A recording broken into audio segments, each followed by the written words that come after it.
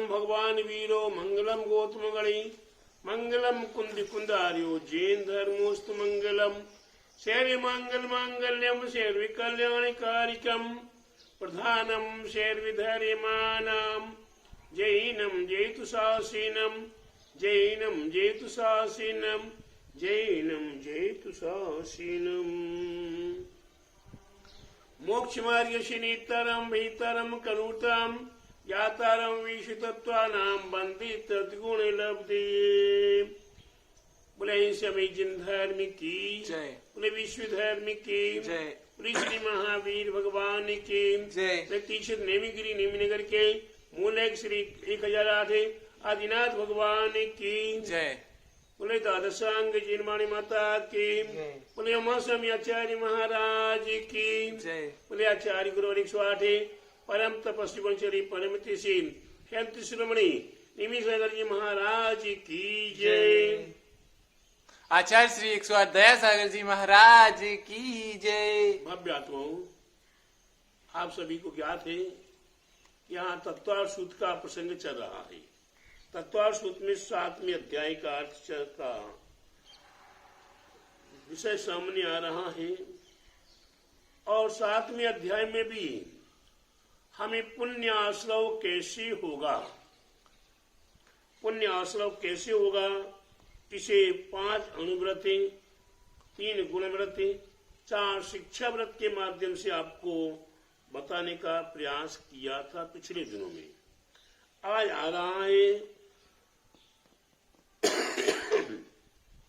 हमारे लिए संलेखना। 22 नंबर का सूत्र है मानांत किम संलेखनाम जुस्सा। गृहस्थी मरण के समय होने वाली संलेखना को वृत्तिपूर्वक सेवन करता है। संलेखना यानी कि इस लोक में अथवा परलोक में हमें शांति की प्राप्ति हो, हमने अपने जीवन में जो भी किया है उस किए हुए पापों का प्रक्षालन करना, अंत में हमें उत्तमार्थ के प्रतिगुण आदि करना, हमें अपने जीवन में संपूर्ण पापों से या संपूर्ण जीवों से क्षमा याचना करते हुए मरण को प्राप्त होना, ये अंतिम में गृहस्थ के लिए संलेखना के समय में स्वयं को भी आनंद है, मृत्यु महोत्सव मना रहा है और आगे चल के उसे अच्छे गति की प्राप्ति होगी, देव गति की प्राप्ति होगी और देव गति में भी वह अच्छी उच्च गति में प्राप्त होकर अपने जीवन को वहां भी पुण्यमय करता रहेगा और उसके प्रांत फिर मनुष्य गति को प्राप्त करे अपने जीवन को सार्थक करेगा। ये संलेखना अपने जीवन में महत्वपूर्ण है, इसलिए व्रतों के साथ अपने जीवन को सार्थक करने का प्रयास करेंगे। यहाँ आता है 23 नंबर के सूत्र में शंका कांक्षा विचिक्षान दृष्टि प्रशंसा संसुदा सम्य दृष्टि चारा। शंका कांक्षा विचिकित्सा अन्य दृष्टि प्रशंसा अन्य दृष्टि स्तवन, इस सम्यक दर्शन के 5 अतिचार हैं। सम्यक दर्शन में हम शंका नहीं करें, निशंकित रहे, आकांक्षा रहित रहे, किसी प्रकार की हमें कोई कामना नहीं है, मन धर्म कर रहे हैं, पूजा पाठ कर रहे हैं, त्याग तप कर रहे हैं, हमें कोई आकांक्षा नहीं है, हमें किसी के प्रति भी कोई गिलानी नहीं, न अपने न पर के प्रति। अन्यथा ये शरीर हमारा कैसा है, नौ मल द्वार वही निश्वास कभी शुद्धता नहीं हुई। हमारे शरीर से 9 प्रकार के मल द्वार निरंतर बह रहे हैं। चिंतन करते शरीर का तो ये मल, इस शरीर का बीज मूल क्या है, मल मूत्र है, मल है और मल में ही पला पुसा है, मल में ही बड़ा हुआ है और मल द्वार से ये जन्म प्राप्त करता है और मल का ही ये पिटारा है। इस पिटारे में मलमूत्र सप्त धातु भरी हुई है।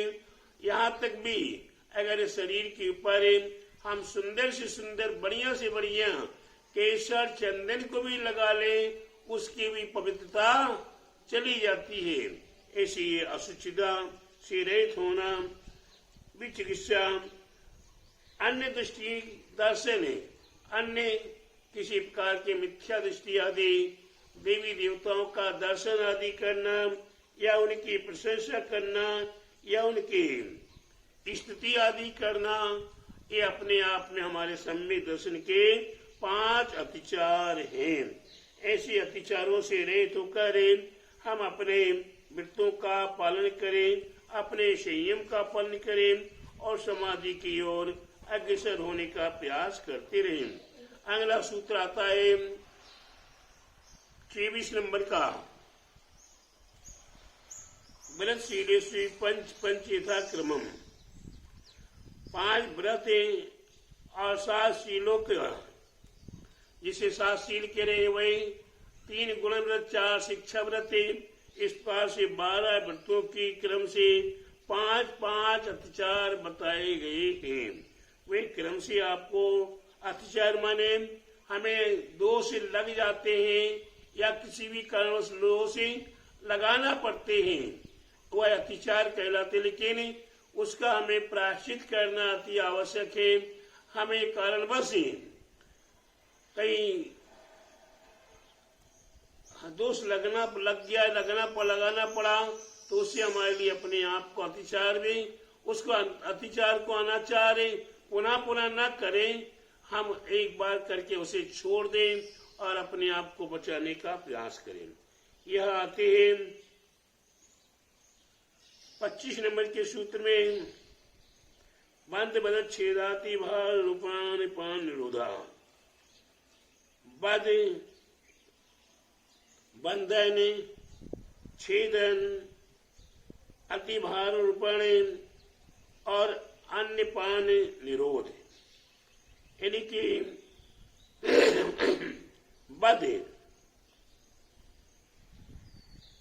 किसी को रस्सी आदि से बांधना या पिंजरे आदि में बंद करके रखना, ये बद कहलाता है। बंद कहलाता है। बद किसी के नाक कान आदि को छेदना, ये बद कहलाता है। छेदन, बद माने कोड़े आदि के माध्यम से मारना या छेदन, नाक कान आदि को छेदना या चाबुक आदि से ऐसा मारना, भाला आदि से मारना जो उसे घाव हो जाए, उसे बद छेदन कहते हैं। अति भार रूपण है, शक्ति से अधिक भार लादना पशु पक्षियों पर, जानवरों पर या इंसान पर उसकी शक्ति से अधिक भार रोपण करेंगे, भार लादेंगे, वही दोष है। ये अन्य पान निरोधी, समय समय पर ये भोजन पानी आदि दिया जाता है, वो समय पे ना देना। आज बहुत बड़ी बात मैं आपको एक रहस्य की बता देता हूँ अन्य पान निरोध के संबंध में। आज मोबाइल का समय आ गया है, काय का समय आ गया है, मोबाइल का समय आ गया है।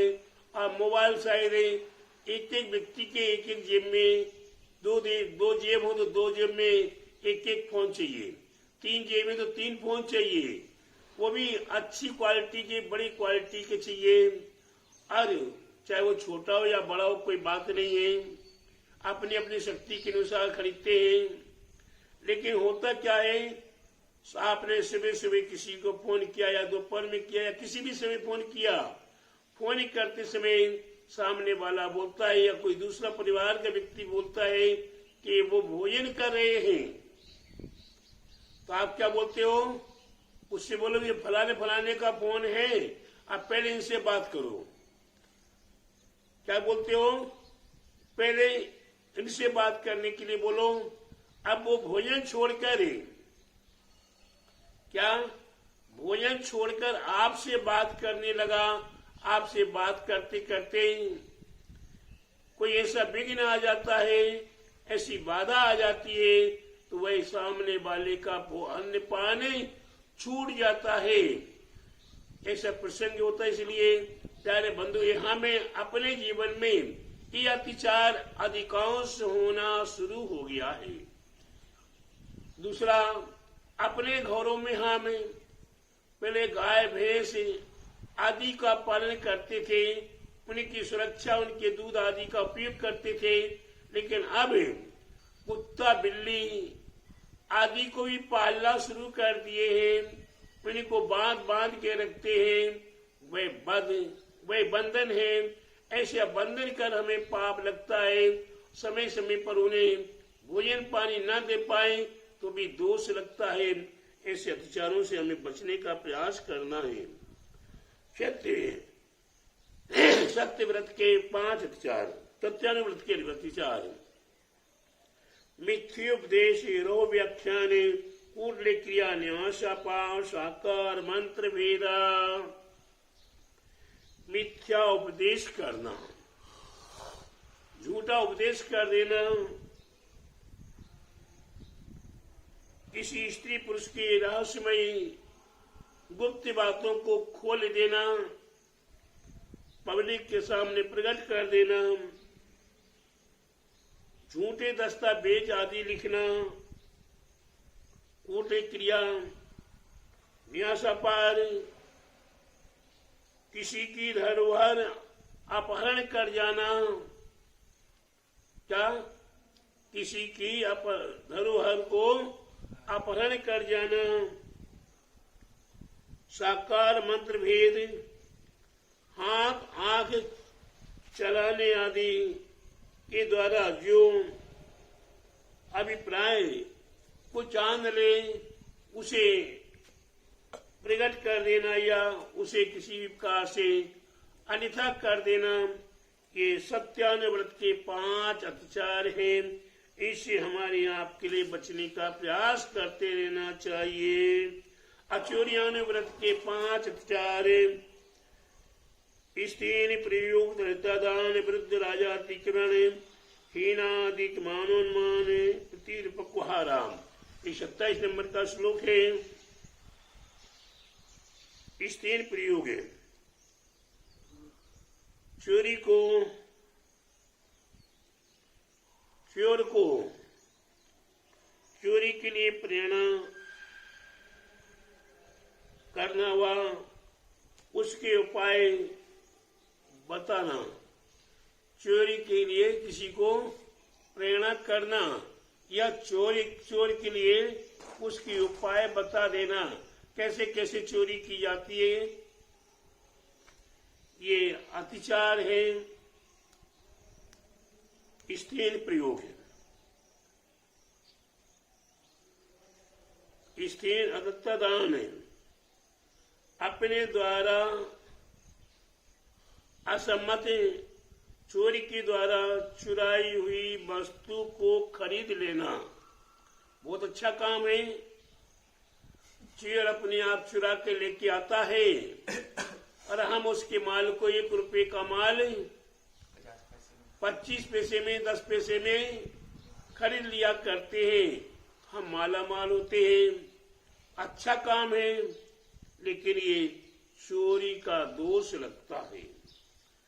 वृद्ध राजातिक्रमण, राजा की आज्ञा के बिना या राजा की आज्ञा के विरुद्ध चलना, टैक्स आदि की चोरी करना, इनकम टैक्स, सेल टैक्स या जीए की टैक्स या और भी नाना प्रकार के जो टैक्स हैं, उन टैक्सों की चोरी करना, यह भी वृद्ध राजातिक्रमण है।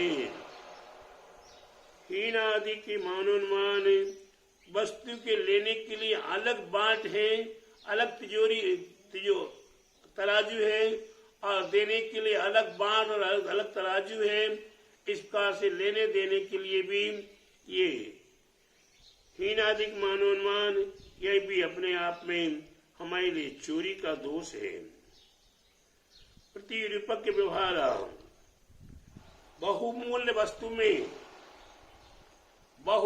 वस्तु में सस्ते मूल्य की वस्तु को मिला देना। जैसे चांदी में जस्ता आदि मिला देना, जैसे काली मिर्च में और अन्य वस्तु मिला देना। मैं क्यों बताऊं क्या क्या मिला जाती है? ये मिलाना अपने आप में महंगी वस्तु में सस्ती वस्तु मिला देना ये दोष है।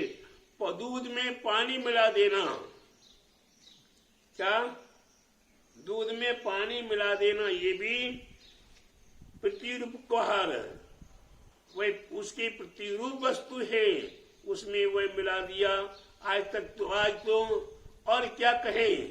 अभी कुछ दिन पहले सुना था किसी दवाई की दुकान में क्या हो रहा है, असली दवाई की जगह पर नकली दवाई दी जा रही है। एक बार की बात है, लगभग 45 साल पुरानी बात हो गई। एक व्यक्ति को रात्रि में नींद नहीं आ रही है। वह व्यक्ति नींद की दवाई लेने के लिए मेडिकल पर गया। मेडिकल वाले ने नींद की दवाई मांगी, एक गोली मांगी, उसने 3 गोली दे दी। एक गोली मांगी, 3 गोली दे दी। और वो जाकर एक गोली खा लेता है, नींद नहीं आती है। दुकानदार से पूछो 3 गोली क्यों दे रहे? वो बोलता है अगर तो नींद नहीं आए तो दूसरी खा लेना, फिर नींद नहीं आती तो तीसरी खा लेना। नहीं कोई खतरा तो नहीं होगा? नहीं कोई खतरा नहीं, मेरी गारंटी है। एक कम पावर की गोली दे रहे हैं। उसने जाकर 3 गोलियां खा ली, फिर भी नींद नहीं आई। फिर 1 घंटे बाद फिर दवाई लेने गया, फिर 10 गोली ले आया। 10 की 10 गोली खा ली, फिर भी नींद नहीं आई। तो प्यारे बंधु विचार करो, वो दवाई काहे की थी? नींद की थी ही नहीं, नकली दवाई थी। नींद के नाम से कैसी सामान्य गोली दे रहे हैं। तो प्यारे बंधु कितनी मिलावट, कितना धोखा। ये हम संसारी प्राणियों के लिए नहीं करना चाहिए। इस प्रकार से ये चोरी संबंधी दोष नहीं करना चाहिए। इसके उपरांत ब्रह्मचर्य व्रत से संबंधित कल फिर आपको पुनः मिलेंगे और आपको बताने का प्रयास किया जाएगा। ये व्रतों में भी हमें अत्याचार लग रहे हैं, हमने ये व्रत लिए हैं, उन व्रतों में अत्याचार लगते हैं, उनसे हमें बचना है। तो थोड़े थोड़े समझने की प्रयास करेंगे और सावधानी पूर्वक ये 7वें अध्याय को विशेष रूप से हमें पुण्य आश्रव करना है। अगर पुण्य आश्रव नहीं होगा हमारे पास तो हमारा जीवन महत्वपूर्ण नहीं हो सकेगा। इसलिए हमें अहिंसा व्रत के, अचेरी व्रत के, सत्य व्रत के हमें अपने आप में अणुव्रतों संबंधी हमें अपने आप को समझने का प्रयास करना है और इसे अपने जीवन में उतारना भी है। केवल वह समझ लेने से नहीं होगा। हमने समझ लिया कि हाँ भाई तैरना कैसे होता है, ऐसे कूदो, ऐसी नाक बंद कर लो, ऐसे हाथ चलाओ, लेकिन हमने अभी तक कूदने का प्रयास नहीं किया है और अभ्यास नहीं किया है। तो क्या आप हाथ चलाते रहो हवा में ही तो तैर लोगे? नहीं तैर पाओगे प्यारे बंधु। इसलिए हमें पानी में तो उतरना ही पड़ेगा। अपने जीवन को महान बनाने के लिए, पुण्य आश्रव करने के लिए हमें अपने आप को साधना पड़ेगा, संभालना पड़ेगा और साथी से पुण्य, परम साथी से पुण्य को प्राप्त करने के लिए ये 7वां अध्याय हमें अपने आप में बहुत बड़ा महत्वपूर्ण है। इसे समझे, जाने और अपने जीवन में उतारे और अपने जीवन को महान बनाए। बोले द्वादशांगी जिनवाणी माता की जय। निमिगिरी के मूल श्री 1008 आदिनाथ भगवान की जय। बोले उमा स्वामी आचार्य महाराज की जय। बोले आचार्य गुरु 108 परम तपस्वी चले परमित से 37 रमणी पंचवर्ष के जल के त्यागी सुन सेनानी ज्ञान वृद्धि तत्व वृद्धि वय वृद्धि आचार्य श्री 108 नेमी सागर जी महाराज की जय। आचार्य श्री 110 सागर जी महाराज की जय।